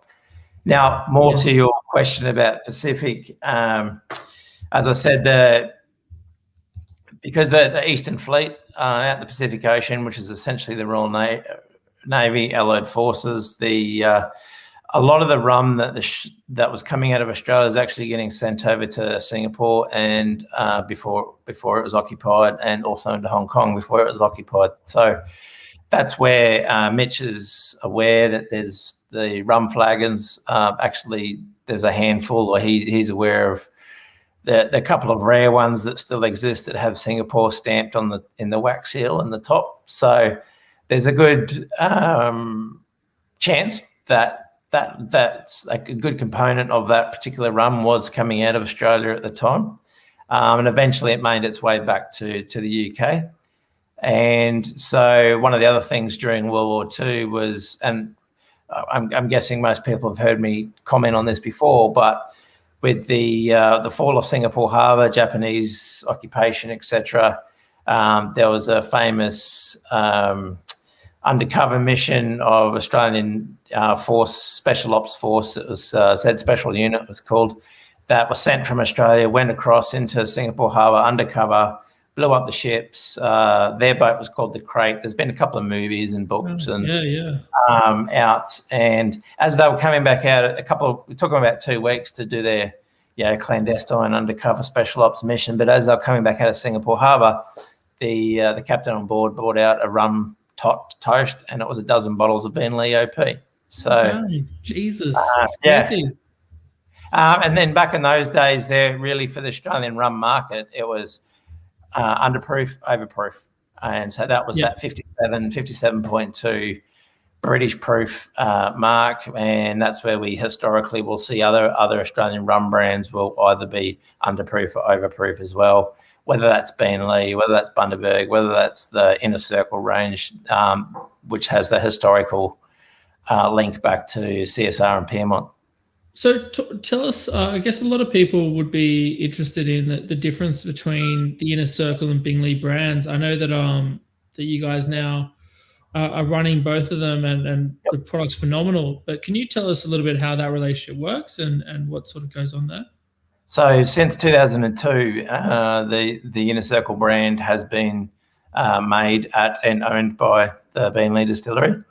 And so there's been a progression in the last, in a reiteration, re-release of the brand in the last 2 years. And so there's been a gradual transition to be 100% Australian rum, because there was in the early 2000s, there was a Fijian component in there, and that was a link back to the CSR rum days, because this Piedmont distillery was also linked to the CSR distillery over in Fiji. So there has been historically a Fiji component linked into the Inner Circle rum, but for us at Beanley, this is our essentially our overproof portfolio. So originally there was the three products. There was the Red Dot, which is a 40 ABV. That's been recently deleted because at the end of the day, we all know that 37, 40, 42% category in Australia is quite crowded in the rum space. Yeah. And so we've decided, we made the executive decision to delete that from the range and focus on the overproof, the Navy strength as it's labelled, but it really is an overproof strength, or what we would otherwise know or call green dot, 57.2. And then I think a lot of people's favourites, or quiet favourite in Australia, is more the infamous black dot at 75.9 or 33 OP. Dangerous. Guys, if you haven't started pouring, please get some in your glass. Folks. With these liquids, so it is exactly the same. Dilution is the only difference. So our maturation at Beanley is. Oh, good point there, Jared. Interesting. You've mentioned Blue Dot. Blue Dot, is that? Have you experienced or tasted that over in the US or in Australia? Jared will write back in. All right, that's fine. At early mid 2000s, there was an export Blue Dot Inner Circle as well. That was 45% 90 proof that went into the US market. If it's quite rare to find, bit of a unicorn in the US market to find that in these days. So getting back to the juice that we have, the green dot or navy strength and the black dot are the same liquid. Dilution's only difference. So it's first fill ex-bourbon, minimum age 5 years, and then we blend in about 10% component of 10-year vatted rum, and then that's vatted together before for 3 to 6 months before we will send it off for bottling. And so we've really, it's been a bit of a sleeper in the Australian rum category for the last few years. But if you look at our consistency in international awards, whether that's IWSC, whether that's like San Fran, these medals, we're consistently getting silver and bronze, where this year we've picked up a few gold. And very fortunate to, particularly including earlier in the year, we had the International Spirits Challenge Awards. And out of 150 global rums, the Black Dot got a gold. It was basically scored, I think it was 5th out of 150 different liquids. So very, very chuffed and stoked with that result. Look, mate, I've got to say, and I'm not just saying this because you're on stage. Like, I remember the first time I got the chance to taste the new labels, and I won't lie, I wasn't sure if it was going to happen or not. But I was in a friend's bar, in Simon Hopkins' bar actually, at the time, and it honestly blew me away, the flavors and the complexity that you guys went for. You could pretty much tell straight away that you guys were making something that you were proud of. You could really taste the Inner Circle was a brand that you guys really wanted to dominate that space in, and bring back, I guess, a purity to high ABV rums. Absolutely, like a hallmark of our Beanley and Inner Circle flavour profile is all of our maturation on site is done at 78%. And so that which is a very traditional ABV between maturation for rum, 78 to 80. Does go right back into the English heritage. If you look across internationally, a lot of the Caribbean distilleries are still maturing at that high strength, or recently got away from that high strength. As Mitch was talking a lot earlier about Demerara and Guyana, they mature at 80 ABV as well. So what that allows us to do is facilitate these kind of, like the Black Dot at 75.9. For people to try that is as raw as Bean Lee or Inner Circle rum is, and even at that high ABV, essentially to 151 proof, it really shows the quality and the texture and the structure and finish of that liquid. And it's really to do a side by side at the Green Dot and the Black Dot side by side. They are completely two different liquids, even though dilution's only the difference. Yeah, no, definitely. Do you think that that's something that needs to be considered more in creating rum from now on? Do you, like, from a perspective of a distiller, do you think that ABV can be interpreted as quality, or do you think that really that it depends on the rum in front of you? Do you consider, I guess, the ester acetate relationship of how the rum tastes before you consider the ABV, or how does that conversation go down in your mind? I think particularly within a circle, it's just that in the Australian rum history and heritage, it's always been at those specific strengths, always at that overproof or proof range in 57.2 versus, as we spoke earlier, the Navy strength down at 54.5. And then the 33 OP or up at 75.9 ABV. So they're, as I say, they're very traditional strengths for specific reasons. So I guess that's more of our attachment to that heritage and respecting that as well. Nice. But when it comes to the Bean Lee liquid, the Inner Circle liquid, it really, as I said, it is a hallmark of flavour profile that we see coming through. And I know the rest of the rum community over in Europe and the US that we're starting to see some kudos and feedback from. They really pick what they see as Australian rum or what they recognise as Bean Lee liquid. They can taste it a mile away. It's got a fruity, very estery, fruit forward profile. Some people pick up a mint character or eucalyptus character coming through, and so it's not something that we want to change away from, and we won't change away from that high ABV maturation. But in saying that, we do have maturation at the moment trials down at 55, 60, 63, 66, and so that's a real departure for the brand away from that high ABV. But it's what I look at, and not just an Australian but also a global competitor set on what other brands are doing, and the quality of liquid that they put out all day every day. It's really getting a transition of, okay, let's look at doing something different. Let's be innovative, for want of a better perspective, and try these lower ABV maturations in our existing bourbon barrels, first fill, second fill.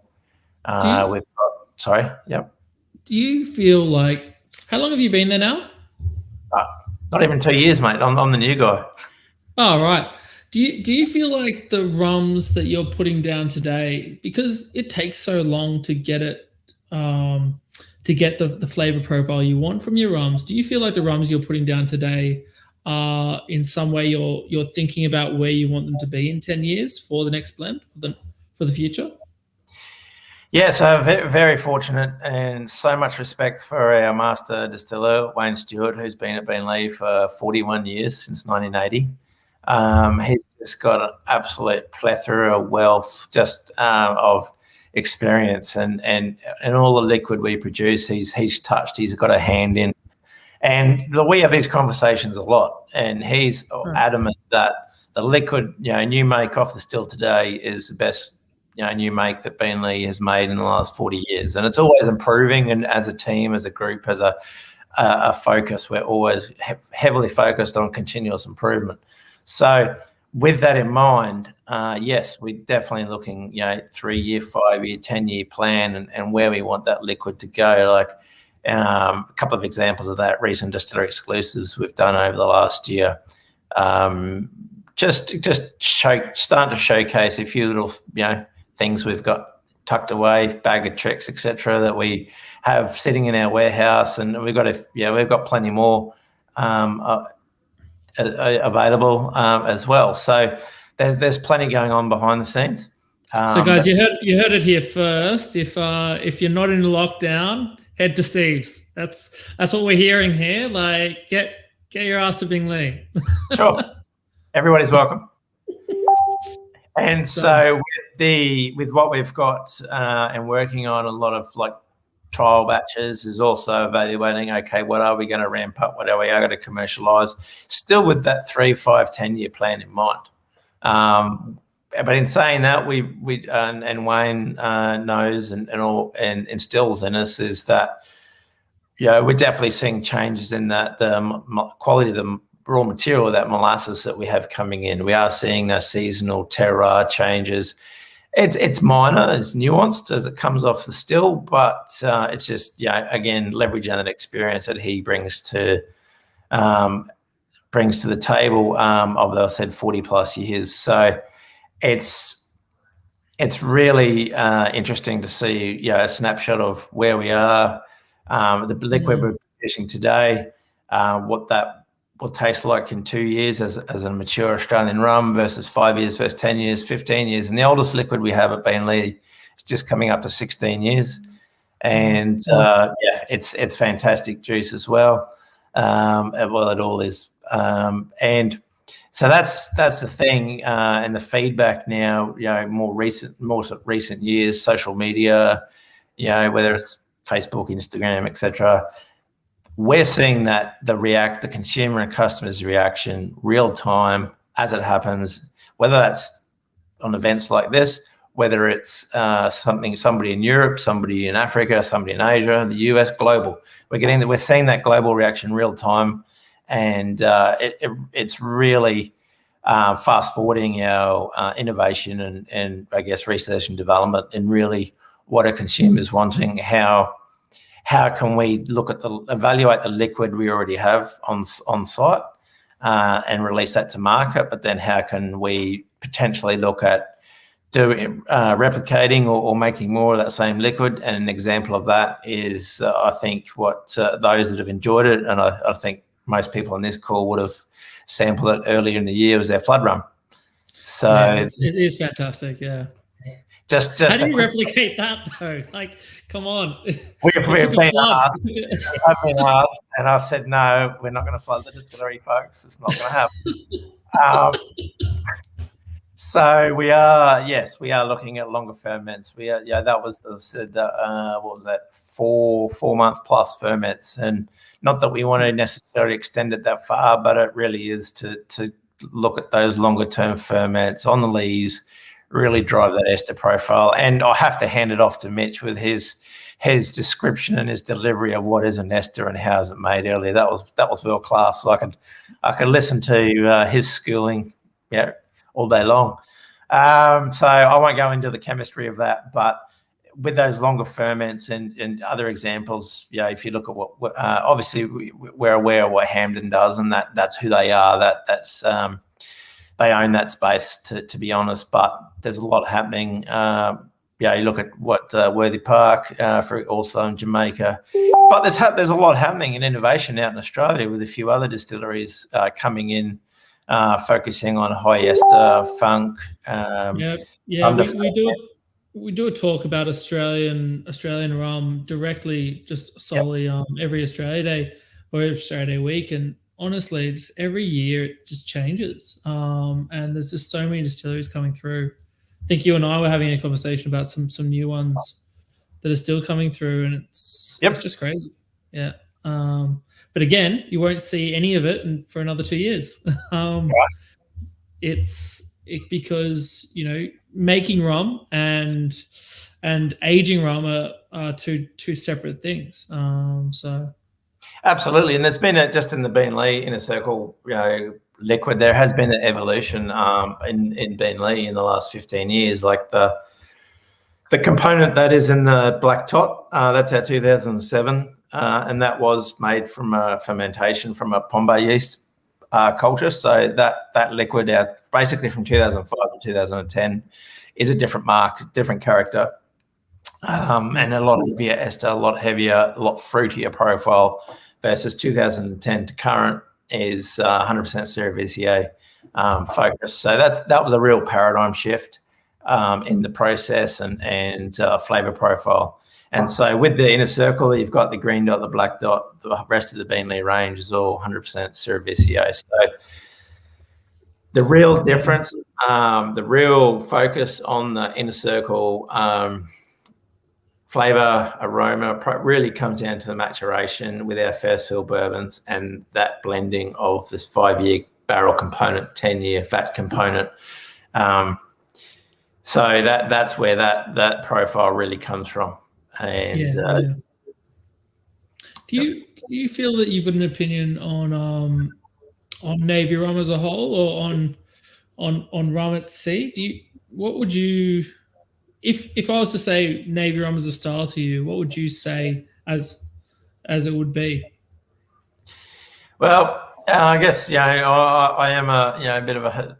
Don't have to be too political. It's fine. And this is where you get into some arguments. I've also got the Puss's gunpowder proof here as well while we're tasting along these tonight. No OFTD, but I've got raw black dot or raw Bean Lee at 78.8 if we really want to go that far. We're talking ABVs, yeah. Yes. So coming back to what is a Navy strength, or what is a Navy rum. Now this is the hallmarks, and I talk quite a lot with Matt Petrick and Cocktail Wonk as well. It really shows that Demerara, Jamaican, Barbados, or Trinidad influence, and that's exactly what you see coming through in what the Black Tot brand and liquid is profiling is that influence and that traditional influence of those characters. And for those that are yet to do it, and I'm very fortunate and privileged to be able to do it, you do a side by side of the 2020 Black Tot, the 50th anniversary, versus the new 2021 Master Blenders Reserve. They are completely different. They are worlds apart in flavor profile, and it really shows up the fruit driven profile of the new one. Sure, we convince Mitch to send us some bottles for Rum Club. I'm trying. For anybody that did catch the rum show a couple of weeks ago and the focus on the Black Tot, this is the lab sample that Ollie and Mitch sent out to me. I still have it. Still plenty of liquid there. So it's one more lockdown and we'll see. Yeah.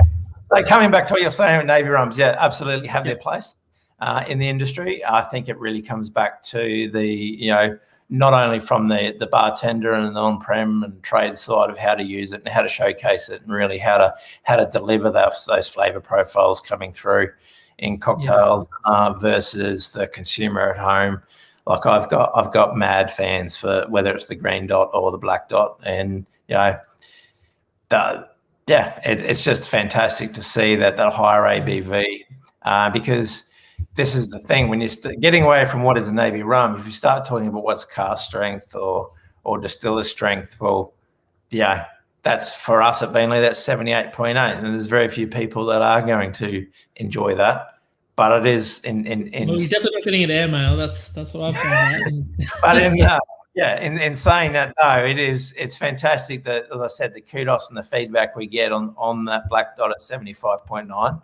As I say, it's as raw as we will Bean Lee or Inner Circle as you can get, and just that feedback and kudos to even that high ABV, the quality of that liquid and the depth of flavor profile there. Yeah, mate.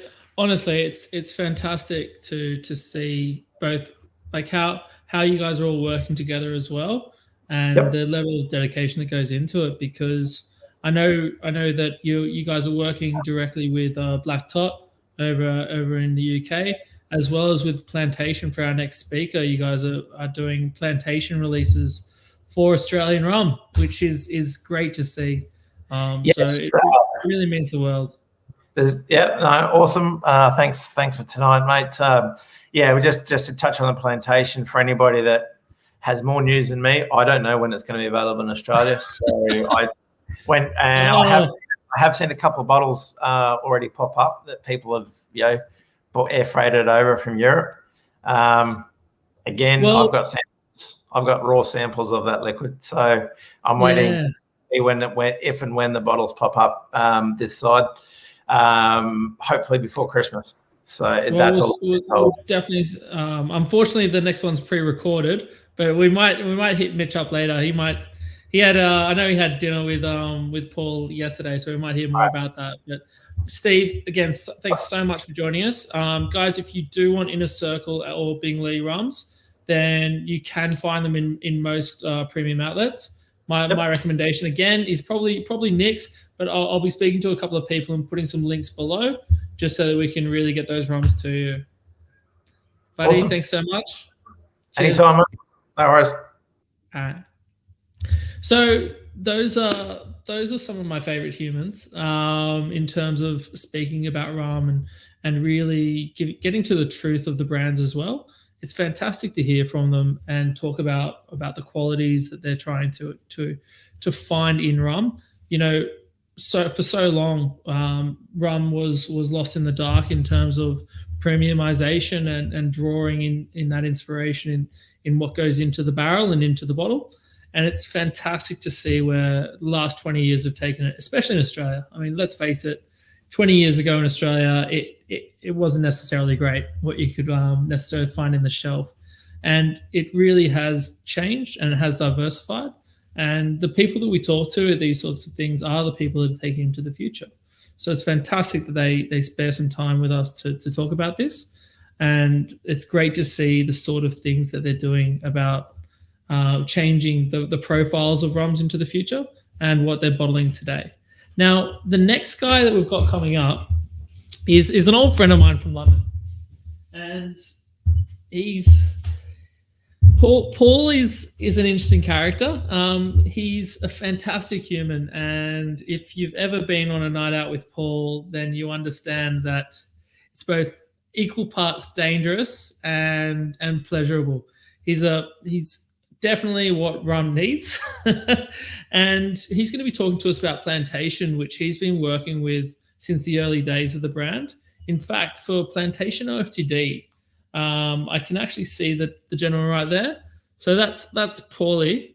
If you've never met him, but he's going to talk to us a little bit about Plantation OFTD and what the brand means to him, and I guess how he sees it envisions in the Navy. Now, in saying that, Plantation OFTD is a brand not necessarily strictly Navy speaking, much like some of the others that we've spoken about today. But it definitely has those influences in that history.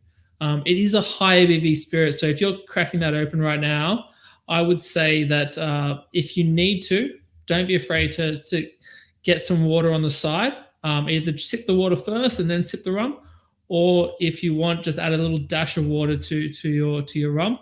But hold on to a little bit because we are going to cheers with Mitch later on as well. Now, because of the time difference and because he is a busy man, we pre-recorded this at 1:30 this morning. So bear with me if I seem a little bit tired or not. But ultimately, it was great to catch up with him. And if you have any questions, just save them for Mitch. He used to work for the brand anyway, so it's fine. He's definitely spinning on this one. But guys, here's a chat with with Mitch. Mitch, just need to change that handle. But we'll. Sorry, I didn't. I'm just playing with you. But guys, we'll cut to Paul now and come back to the team. Speaker, it's an amazing friend from back in the London days. he's been working with rum for as long as I've known him, which is a long enough time. And it's amazing to have someone from Plantation actually join us on today direct from London, where for me has always been the home of the brand itself. So with no further ado, here's Paul McFadden. Thanks for Good having to me see you, buddy. It's great to be in such good company as well. I want to say a big hi to Steve McGarry if he's watching this. And you're currently sitting in the house of Mitch Wilson. So his talents extend beyond knowing everything about rum, right into making great food too. Indeed. Well, what have you guys been up to today? We've been eating a feast fit for kings, basically. It's lunchtime on a Sunday here. The tradition is for British people is to eat so much that they can't move for the next 3 hours, which is where I'm Little rum and roast. Little rum and roast, exactly that. Awesome, mate. Well, look, for a lot of the guys that are joining us today, they're actually quite new to the brand itself and new to, I guess, Navy rums as a whole and this style of rum. Can you just talk to us a little bit about what Plantation is and how it got started? Well, so Plantation's really just one man's love letter to the rum industry. It was a gentleman, Alexander Gabriel, my boss, my hero. He's a cognac maker by trade, cognac maker by training, and owns vineyards and a cognac house in France, who fell in love with the world of rum, fell in love with the majesty of the diversity of the category, the freedom that's afforded rum producers to express themselves in a number of different ways, with the fact that the cultural identity of the islands are always intertwined with the style of rum. I mean, there's so many reasons to fall in love with that category, not to mention, of course, they come from beautiful parts of the world. So he fell in love with rum. He created a brand which took the very, or worked in partnership with the very best producers all around the world. And that's quite an important thing to communicate, that Plantation rum isn't a rum that can just be pigeonholed as being from one particular part of the world.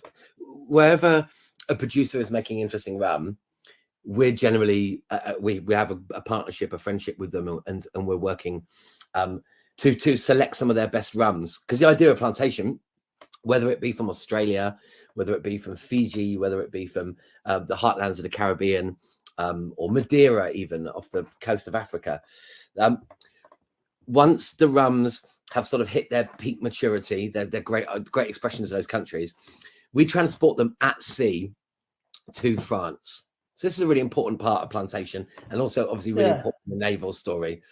So we're one of the few companies that I know of in the world, perhaps the only one, who actually transport our rums from the country of origin in the wooden barrels in which they were aged. So therefore mimicking what would have happened in the early days of alcohol transport.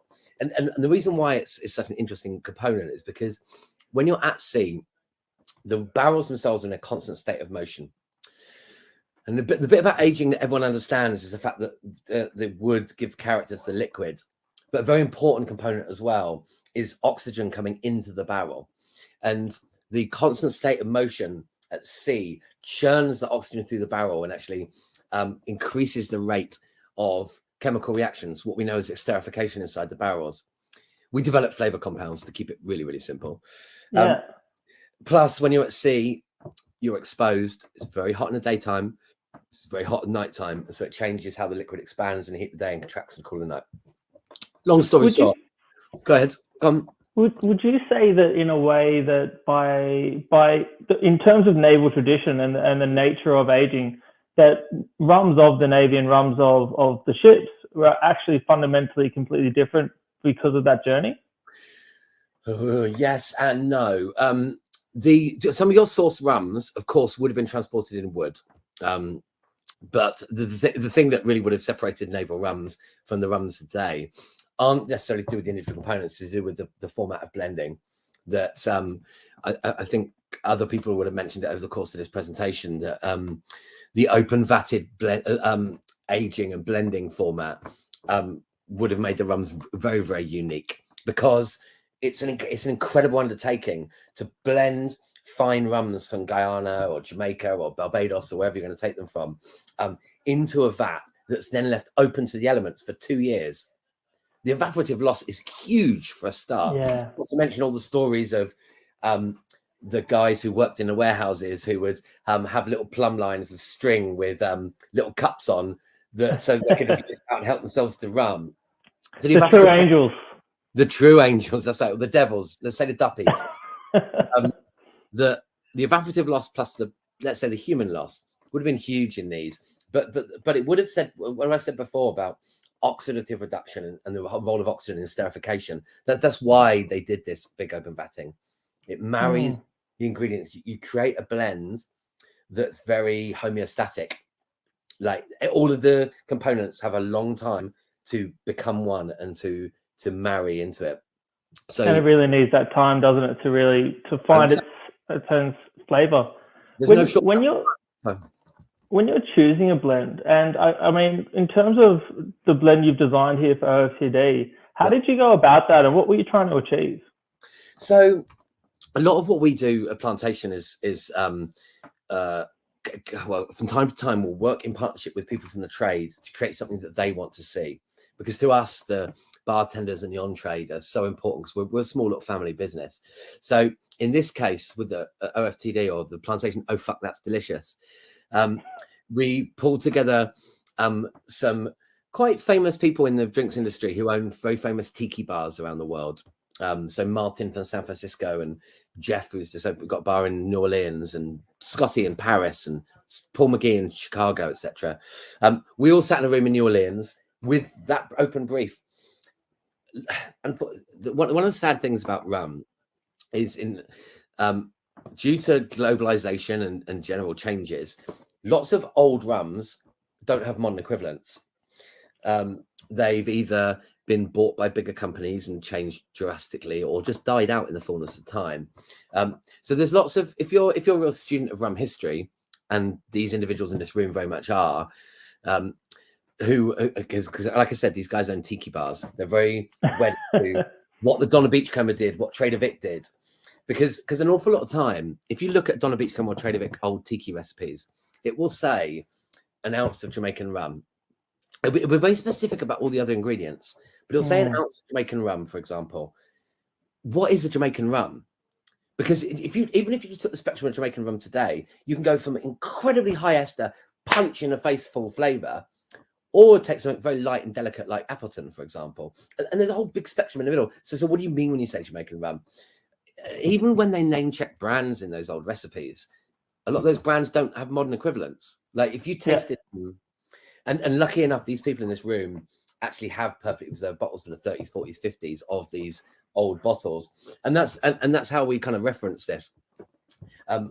Jeff and Martin brought in some old bottles from the 30s, 40s, 50s that Donna Beachcomber and Trader Vic used. We fell in love with a style that we knew didn't have a modern equivalent, and we blended OFTD to sort of fill that niche, to bridge the gap with some old school rums, basically. Amazing. And you were there as well, from what I understand. I saw your picture on the bottle as well. Yeah, that's right. Yeah, so I own a little stakeholding in a little rum bar in London. So I was invited due to that. It was a fascinating process to be involved in. As I said, the people who are on that journey are my absolute hero, our heroes. I think it's safe to say, Tom. Definitely, yeah.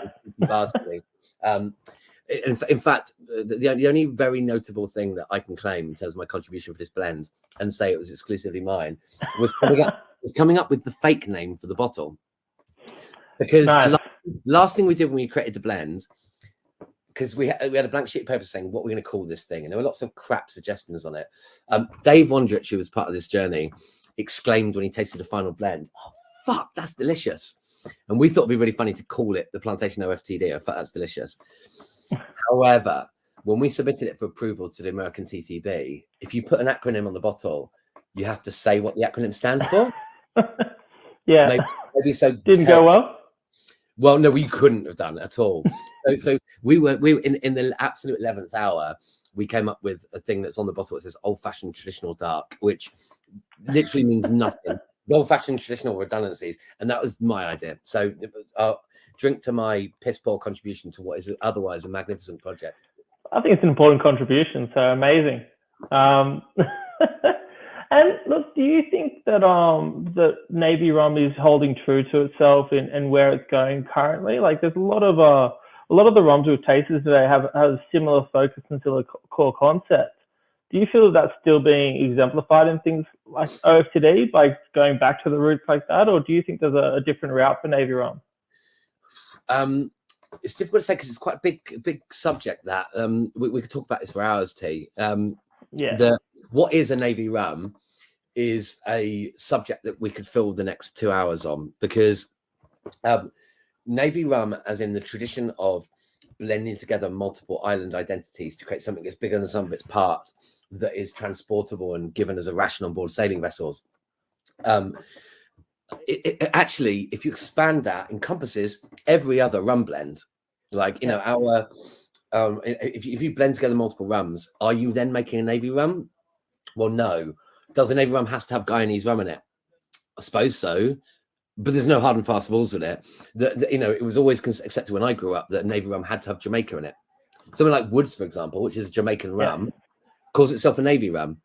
But technically, there was a 20-year period in the British Navy where the Admiralty refused to use Jamaican rum because they considered them disgusting.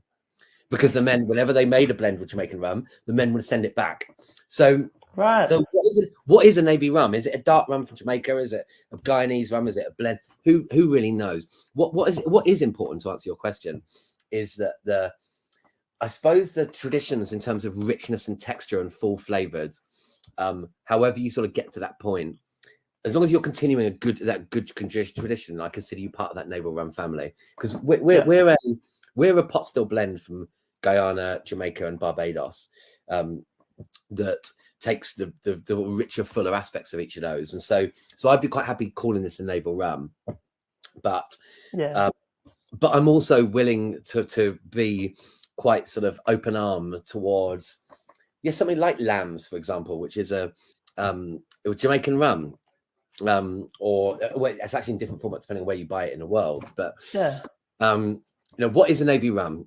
Let me leave someone more learning to me to answer that, because I think it's more of a concept than anything hard and fast now. No, but it's great to see brands like this actually try and reproduce something from the old world and in that style with that intensity as well. You know, going for that ABV is always important, but as we've seen with some of the rums today, it doesn't necessarily have to be a high ABV to really consider itself within that Navy style.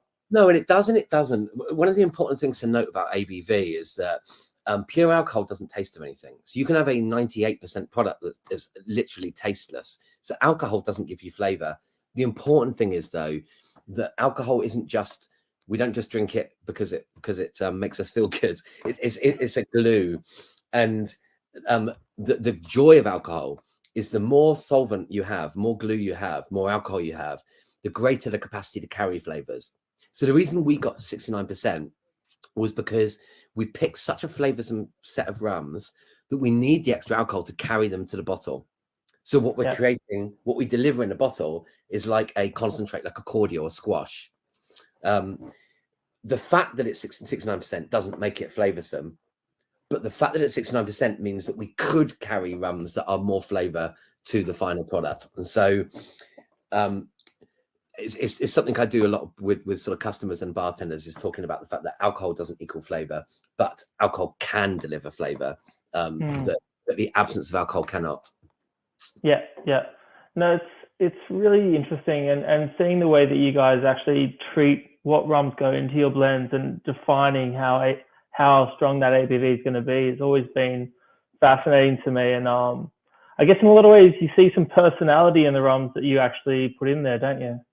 Yeah, well, I think that's quite an important thing. The rum, of course, is hugely varied, and arguably the most various of all spirit types, the most diverse of all spirit types. That each of the countries have their own sort of general style, but then each still has its own style, and every barrel and part of the warehouse brings its own style to the contribution. A rum that you drink is the product of so many myriad decisions, from cultural identity, historical production techniques, to current production techniques, to fermentation times, to the little dents in a still that you know, that dent causes a bit of reflux that changes how that still makes a different distance. Not to mention that aging in the top part of the warehouse tastes different from the bottom of the warehouse. etc. And so there's such a complicated web of sort of branches in the tree that ultimately lead to our rum taste. And if you're interested in your spirits, there's nothing more fascinating than unpicking that web. Yeah, amazing. Now you're my technically speaking, for me this is International Rum Day. It's 1:30 in the morning in Australia, so it's just hit the 16th. So I'm going to crack open my little OFTD. Do that. I've got this legacy because I'm in the home of Mitch, so of course I'm in very good company here. Well, we've got Mitch on later today, live the session. If he wakes up, depends on what you do to him tonight. He must be in that food coma. I'll drink to you, Tom. Happy International Rum Day, everyone, and enjoy your time. And frankly, every day is International Rum Day for me. But for those of you only partaking today, welcome to the family. Awesome. Thank you so much for joining us, Paul. Cheers, buddy. I'll catch you on the next one. Bye, Tom.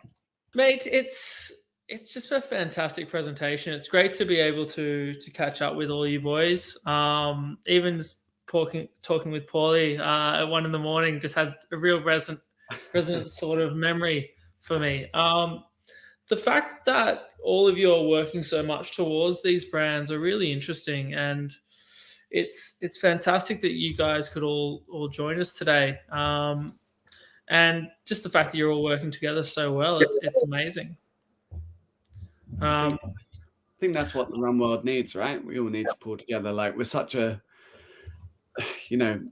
sometimes you spend a bit of time on some rum forums and you can think like we're all like, pulling in different directions, but ultimately rum's a small piece of the pie compared to whiskey and gin and everything else out there. We've got to work together to build the category, and we've got to work together to build, the good side of education and transparency and the people who want to make the rum world better. So I think it's I think it's great. Why would we not work together to make it better for everyone? Yeah. And I guess for me, it's really about personality and more than other spirit categories. I guess we work much better together by the most part. And rum it's a social spirit. It's something that is enjoyed with friends. It still can have a laugh. It can still be serious about its spirit. But I guess that diversity of culture is really important. So it's fantastic to have you guys all here and to be able to do this. Now I want to finish up. Is there any more questions first up for our panel? If you got anything, right in. But I wanted to finish up this session with a little Navy toast in honor of Black Tot Day. So guys, just make sure you got a little bit of rum in your glass, or a lot. Your call. And Steve, this is probably the only time I'll ever get to say this to you, but I'm just looking at your back wall compared to Tom's and mine. So I'm just going to say, you need more Beanley.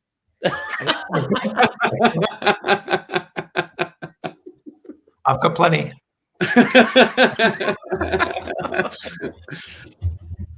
Awesome. All right. He's on the white wall. He's in the distillery. They won't let him have the open bottles there. No, I'm at home, so it's all good. All right, guys. Well, I hope you poured a bunch of that OFTD into your glass. I'm just gonna pour a little bit more. Paul, Mitch, what's going on here? What are we about to do? Well, I thought we'd do a little toast. Some of you may be familiar with it, watching along at home, but it's a toast that was taught to me by Mr. Jim Wrigley, who's working over in the Cayman Islands at the moment. But I think it's a 400-year-old toast, and I think it's always good to share over a few rums together, especially with friends over there. So I think you guys know the toast, so we can just do it together. But if you're following along at home, obviously say it with us and make sure we do the arm movements. Okay, it's very What about the arm movements? That's great. So thank you so much, Tom, as well, for organising this. I know what a huge amount of time you put into planning this and bottling up all the samples and hand waxing bottles. Are you mental? Like, I don't know if that's going to be a permanent thing, but like it's it was nice to get back to arts and craft. I mean, just how much time have you got in lockdown? It's like his sourdough, everyone. Yeah, it's the sourdough rum. Yeah, no, thank you so much for putting it together, Tom. It's such a pleasure to come and share a little rum with you all. So, all right then. So, there are tall ships. There are tall ships. Come on, we can do this better. Let's do it. There are tall ships. There are tall ships. And there are small ships. There are small ships. And there are ships that sail the sea. And there are ships that sail the seas. But the best ships. But the best ships. Are friendships. Are friendships. So here's to you, Australia, and me. Cheers. Cheers. Cheers, everyone. Guys, thank you so much for joining us. To everyone at home, we are going to start we're going to have a little Zoom chat after this. So please join us on the link below.